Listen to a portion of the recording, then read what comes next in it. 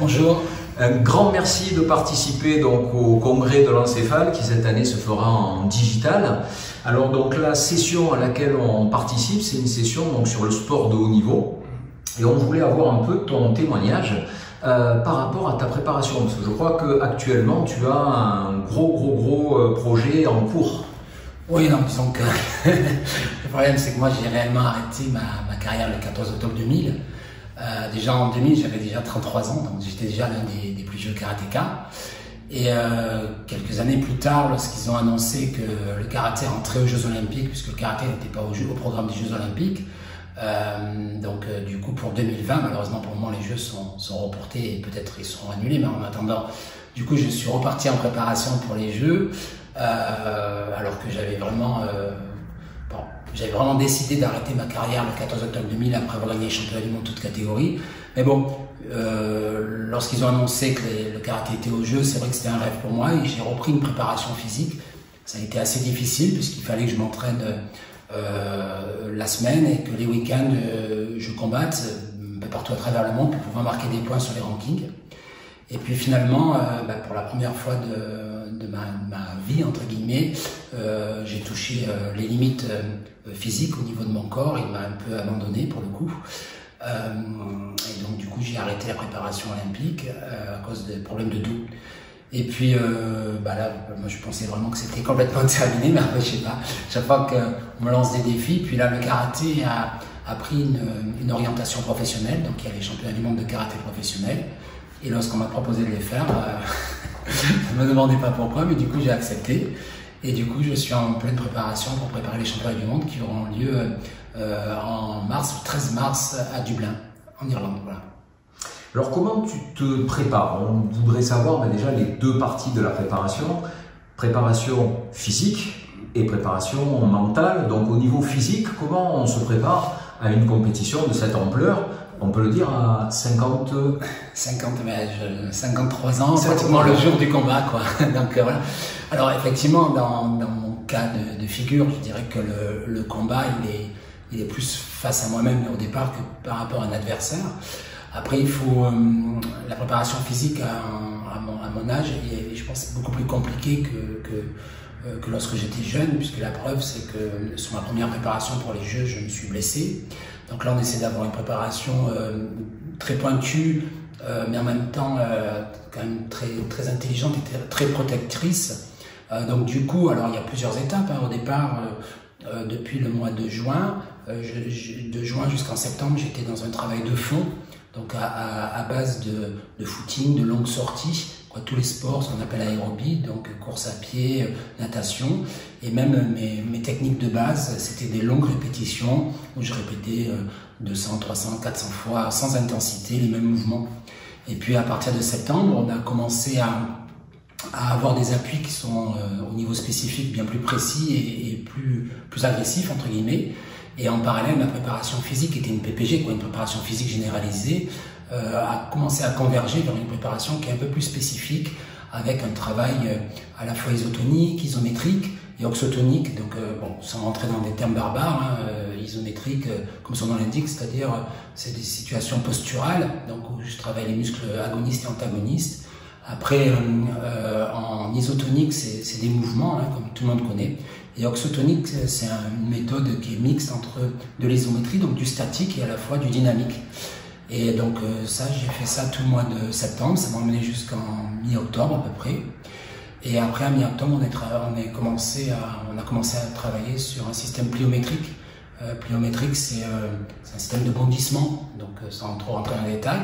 Et c'est assez agressif au niveau des appuis et c'est assez traumatisant, donc il faut en faire, mais de manière très intelligente. En parallèle, je suis bien évidemment suivi au niveau de toutes les carences que je pourrais avoir sur ma préparation, donc j'ai des prises de sang régulières. Et après, au niveau fibres musculaires, j'ai des tests de manière récurrente. Et ma spécificité dans la partie karaté aujourd'hui, on n'est pas encore sur de l'explosivité, sur des efforts anaérobie lactique 100%, mais on commence à y rentrer dedans. J'ai des périodes sur des rounds de 3 minutes, donc à peu près toutes les minutes, j'ai 10 secondes d'accélération très très puissante, et il va falloir intensifier ces espèces de séquences rapides qui vont s'intensifier dans les prochaines semaines. Voilà. Et au niveau psychologique, alors comment tu te prépares, comment tu envisages les choses dans ce cadre-là? Est-ce qu'il y a une différence avec la période où tu avais gagné le championnat du monde toute catégorie en 2000 justement? Comment tu vois les choses aujourd'hui? Alors au niveau psychologique, pour moi c'est une partie qui est très complexe avec moi-même, dans le sens où quand j'étais jeune, on m'a un peu imposé ce qu'on appelle la sophrologie. Et c'est quelque chose que j'avais un peu rejeté, clairement, puisque à l'époque j'étais le meilleur dans ce que je faisais, et j'avais l'impression que ceux qui adhéraient à des techniques psychologiques, c'était pour essayer d'être entre guillemets aussi fort que moi, et que moi j'étais persuadé que j'en avais pas besoin, que c'était fait pour les faibles. Donc c'est quelque chose que j'ai rejeté. Après, tout au long de ma carrière, j'ai rencontré différentes techniques comme le training autogène de Schulz ou l'autosuggestion, et ainsi de suite, quoi. Et l'imagerie mentale. Clairement, hein, en étant plus jeune, j'en avais moins besoin. Lorsque j'ai repris ma préparation pour les Jeux Olympiques, j'ai pris conscience que c'était peut-être quelque chose qu'il fallait que je fasse, et donc j'ai été revoir un sophrologue, et pareil, je suis pas resté sur un bon ressenti. Et là, je fais appel de temps en temps à des méthodes d'hypnose, aussi bien pour ma douleur, parce que j'ai des problèmes de dos, et pour enlever ce qu'on appelle la douleur fantôme éventuellement, parce que j'ai des freins, et puis aussi, pour être tout à fait honnête et sans prétention, mon premier échec dans ma vie, ça a été la non-sélection aux Jeux Olympiques, et du coup c'est quelque chose qui m'a peut-être ouvert une cicatrice que je connaissais pas. J'ai eu des défaites dans ma carrière, mais j'ai toujours rebondi derrière sur des victoires, alors que là ça a été frontal, quoi. Je suis pas sélectionné aux Jeux Olympiques, je peux pas avoir de médaille olympique, c'est une médaille que j'aurais aimé avoir, et voilà. Donc du coup je travaille sur ça, sur mes temps de réaction aussi, et voilà, en gros c'est sur ça. Est-ce que tu as l'impression que justement au niveau de la préparation de la compétition à venir, tu as plus de recul par rapport à ça? Parce que tu m'avais dit que par exemple dans le championnat du monde de 2000, ce que tu avais fait, c'est que tu t'étais préparé, tu y étais allé un peu comme si c'était une grande fête, tu avais pris ta douche, tu étais vraiment relâché mentalement. Est-ce que là tu es un peu dans cette dynamique ou pas? Comment tu vois les choses aujourd'hui? Alors, je vais pas essayer d'imiter, je vais essayer d'être ce que je suis, du moins ce que je suis devenu entre 2000 et 2021. Mais je pense que les grandes lignes quand même, c'est-à-dire que lorsque j'ai préparé les championnats du monde, je me suis isolé pendant 2-3 mois seul, je voyais pratiquement personne. Donc j'ai besoin de m'isoler, d'être un peu en état animal avant de monter sur un tapis. J'ai du mal à avoir une relation familiale proche, câline entre guillemets, et après aller me battre sur un tapis. Ça, c'est quelque chose qui est un peu difficile pour moi. Je pense que je vais reproduire ça, mais peut-être dans un délai plus court. Ça sera sur un mois où je m'isolerai avant le combat. Après, je pense que je suis toujours dans le même état d'esprit, c'est-à-dire que contrairement à mes adversaires, où bien souvent ils se rasaient pas 2-3 jours avant, pas parce que ça fait bien ou ça fait pas bien de ne pas se raser, c'est pas la question, c'est qu'ils rentrent dans une espèce de quelque chose où ils vont se battre, et moi pour me battre j'ai besoin à un moment donné de m'isoler, après de me faire propre pour venir me battre, entre guillemets. Quand je dis me faire propre, pour moi c'est une chance, c'est une chance que j'ai dans ma vie d'avoir un espèce de talent que m'a donné, si on est croyant ou pas, Dieu, et que de là j'essaie de l'exploiter, et que pour l'exploiter pleinement j'ai besoin de faire comme si j'allais à une communion, si j'allais à une fête, si j'allais, voilà. Donc je me prépare comme ça, c'est-à-dire que le matin de la compétition, c'est un jour où il faut que je sois le plus clean possible, pas comme aujourd'hui où j'ai une barbe de 2 jours.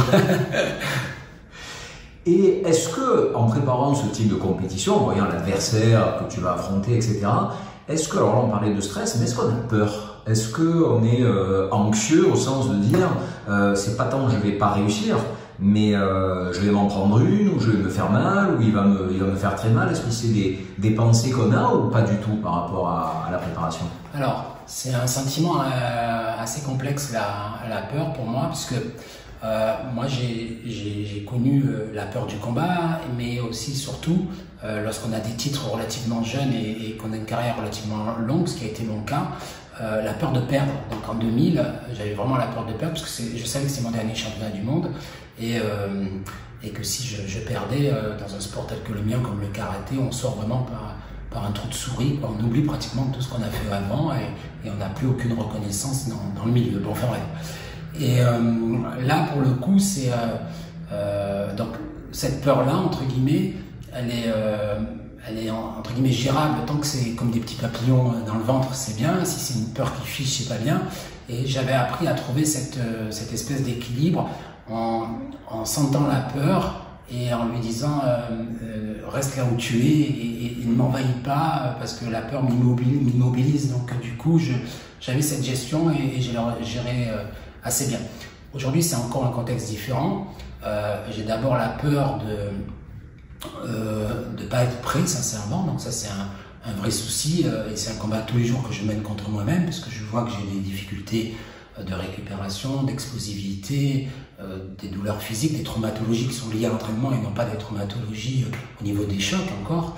Ça, c'est déjà une première peur. La deuxième, c'est que déjà les coups font plus mal. Le karaté professionnel, c'est un karaté qui est jusqu'au KO, donc du coup, les coups sont très violents. Donc ouais, il peut y avoir eu peur, tout ça, mais je pense que le challenge et le combat que je mène me transcende bien plus que tout ça. Donc c'est une peur que je transforme en énergie positive. C'est quelque chose que je fais sciemment et inconsciemment en fait. C'est quelque chose qui me pousse vers l'avant et en même temps que j'arrive à maîtriser. Ouais, donc ça se passe plutôt bien pour moi. Et puis la question des psys, c'est comment tu gères le doute dans cette préparation justement? Bah moi le doute, pour moi le doute c'est un super repère pour moi parce que en fait je suis intimement persuadé que lorsqu'une personne ne doute pas, c'est que c'est une personne qui est inconsciente. Et moi-même, j'ai travaillé aussi avec des plus jeunes que moi, et des fois, ils doutaient pas, mais en fait, dès qu'on leur montre vraiment le travail, ils commencent à douter. C'est une période intéressante parce que je pense que le doute emmène la prise de conscience de la difficulté, et il vaut mieux travailler avec des personnes pleinement conscientes qu'avec des inconscients qui ne doutent pas. Donc en ce qui me concerne, la période de doute, c'est une période que je déteste, mais je l'accepte. C'est-à-dire qu'aujourd'hui, je suis en plein dans une période de doute, parce qu'on est à quelques mois de mon combat, et qu'on a analysé ce matin, j'ai un temps de réaction qui est plus lent. On a aussi analysé que sur un coup qui m'arrive frontal, pour moi, le donner au même moment, j'ai une espèce d'appréhension qui me fige quelques fractions de seconde, et dans mon sport, c'est trop tard. Donc du coup, ce doute, je l'aime pas. J'aime pas être dans cette période, et pour autant, j'en suis pleinement conscient que ça fait partie intégrante de ma formation, et que c'est grâce à ce doute que je vais pouvoir progresser et devenir encore plus fort.